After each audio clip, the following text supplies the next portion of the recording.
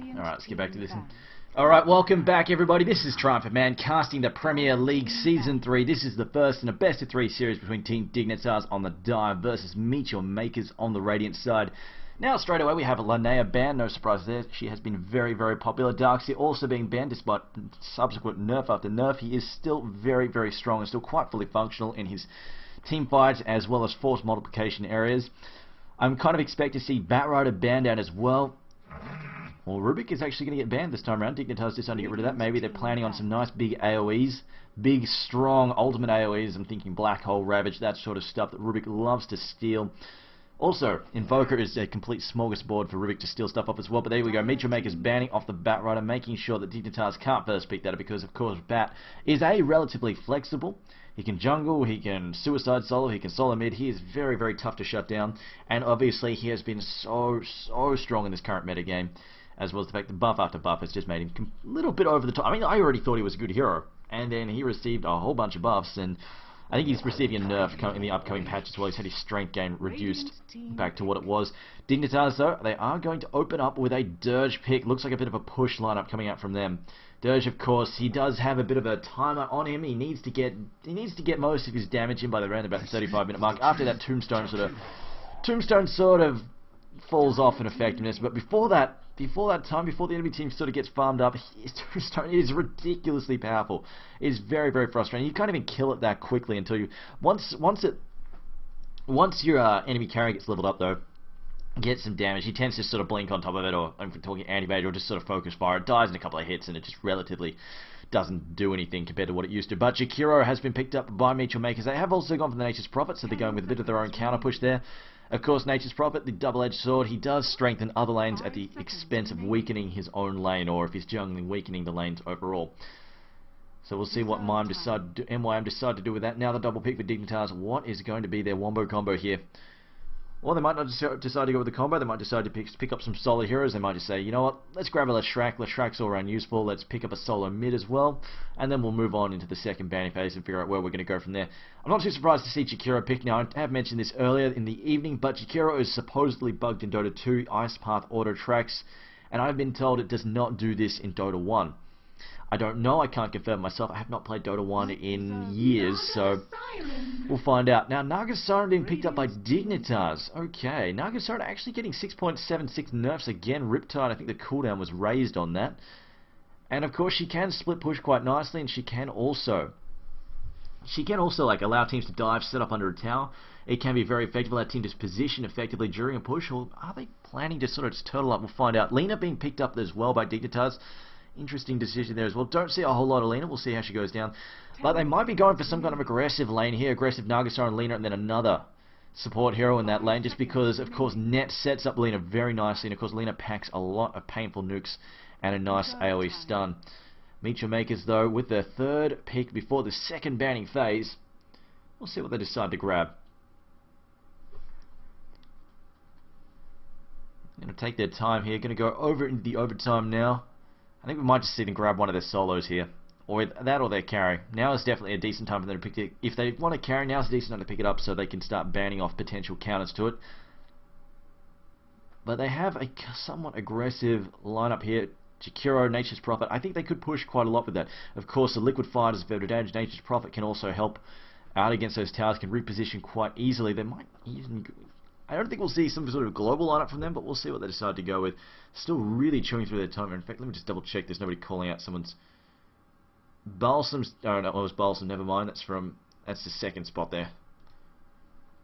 Earthshaker here. And it will be an Earthshaker. Okay then. Now, I don't get to see a lot of ES. In fact, the last game I actually saw and played him before this one, competitively speaking, was one of the Na'Vi versus Empire games in the Starlighter Finals in Kiev. So we'll see how it goes down here, but definitely not that of... Like, he really fell off in popularity. I think right now, though, he's very viable. You got Jakiro and Earthshaker. Those two can really, really work together. Get those sort of flying V formations with the fissure and then the ice path to follow up with their two stuns. But we'll see what they decide to go with here. I think we're probably going to see a fairly... I kind of feel like a defensive Trine is possibly coming out here just because Jakiro, Earthshaker plus hard carry is a pretty decent defensive tri-lane. they could hold off. And we saw Empire versus Eclipse here, how Empire completely destroyed the Luna. The dual lane Luna with the jungler backup from Chen. It just came down to the fact that they did not have those heavy stuns to protect them. And in this case, if they're planning to do something aggressive like Undying Lina and then Nagasaran together in sort of this tri-lane business, having Jakiro, Earthshaker, and then a hard carry, like say backing up an Anti-Mage or even something like a Luna, would be very, very effective, I think, in holding this off. But the second series of bans, they have decided to ban Juggernaut. Team Dignitas decided, you know what, let's get rid of the AoE heal. In fact, Juggernaut is something that would work quite nicely. In fact, being in a debuff, dodge, spell, stuff like that. And then, of course, his healing ward is also quite powerful as well. Enigma being banned by Meteor Makers, I don't blame them there. If they're having the Nagasaran, you really don't want to let them have those really big AoEs. Tidehunter probably also would have been banned by MYM or picked up, just down to the fact, though, that Dignitas banned him out first. Chaos Knight also being banned. Chaos Knight would have fit nicely. I mean, I call this a defensive try on Jakiro, Earthshaker, and the hard carry, but in all honesty, that could have been quite aggressive as well.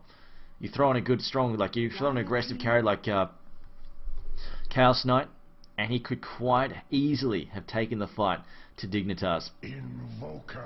Invoker being picked up by Dignitas now, probably going to be their solo mid in this situation. They do have one more pick after this. I'm just wondering if we'll see... Just wondering who we'll see play that Invoker, though. I'm not sure. Anyway, Meteor Makers, though, with their fourth pick now, I'm kind of expecting a carry to come in here, or they might say that for their fifth and final.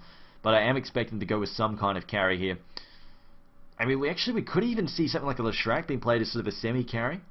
And they could just go for the full-on push. Nature's Prophet, Jakiro, and Leshrac. That would also work out quite well. That said, though, they would have a bit of a ticking time on the form of Nagasaran, and they would have to deal with the Undying Tombstone. Pushing against Undying's Tombstone is actually pretty damn annoying, so they might decide to go that. They might go with something defensive and basically force Dignitas to take action and try and just bait them into bad fights. But we'll see what they go with. 26 seconds left. They are chewing through their overtime like no tomorrow.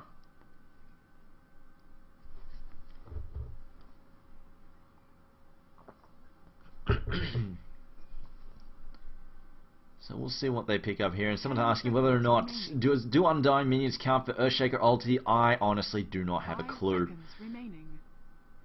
Ask Kral to go and find out. We'll find out. There we go. Meteor Makers, they are going with the defensive try. They pick up the anti-mage, although in all honesty, they could get aggressive if they wanted to if they go with the mana break build. But we'll see whether or not Meteor Makers go with the Chinese style build, which is a 1-1-1 and stats, or if they will go with the very, very aggressive mana break style. We'll see in just a moment, though. Meteor Makers, though, looks like they need a solo mid at this point in time, unless Nature's Prophet is planning to be that mid and then they want a suicide laner. But I get the feeling Nature's Prophet is going to be that suicide solo, and they will be looking for a solo mid. Windrunner also being banned out, mostly because I think at this point in time Dignitas are looking for a suicide solo as well. So banning out both in that retrospect, Enigma and Windrunner make perfect sense as bans. Getting rid of those suicide solos as well as the fact, of course, Enigma, AoEs plus Nagasaran, Song of the Siren, not a whole lot of fun to deal with. Now Meteor Makers are going to go into their overtime once again. See what they want to go with here, but they have a few options. I mean, if they really wanted to, they could even go with something like a Sand King suicide solo. We've seen it happen before, and Nagasaran. Obviously, her ultimate allows Sand King to position nicely, just get off that epicenter. Even in the early game, before he gets off, before he manages to pick up those Blink Daggers, he can still position for an epicenter early on. But Beastmaster, also another common choice for the suicide solo role. Not too surprising. And also the lockdown as well for Anti-Mage, not a bad decision either. Being able to pin him down will really help immensely in this mid-game. And also, if they're going for a bit of a push lineup too, Beastmaster's aura is actually quite good at increasing DPS all around when it comes to pushing. But we'll see whether or not they decide to go there. I think they may need to, just because, as we've seen, Anti-Mage is pretty crazy when he gets farmed. I honestly would rate him up ahead of Nagasaran, especially since... But that said, we'll see if they decide to go for the late game with Nagasaran, but especially since she's had her last hitting ability nerfed, although they pick up a Tinker for a solo role. So we're going to have this global strategy, Nature's Prophet and Tinkers flying around the map, just keeping pressure around the map, and they are going full on. This is sort of it. It's the best defense is a good offense in this case. Basically, Nature's Prophet and Tinker are going to try and put continual pressure on separate lanes and just keep the attention away from Anti-Mage. So once Nature's Prophet obviously gets a few levels and then Tinker gets his boots travels, they will fly around the map. This will free up Jakiro and Earthshaker to help them push different lanes and cause trouble around the map and allow the attention to be drawn away from Anti-Mage, and he'll basically get time to farm in peace. But let's call the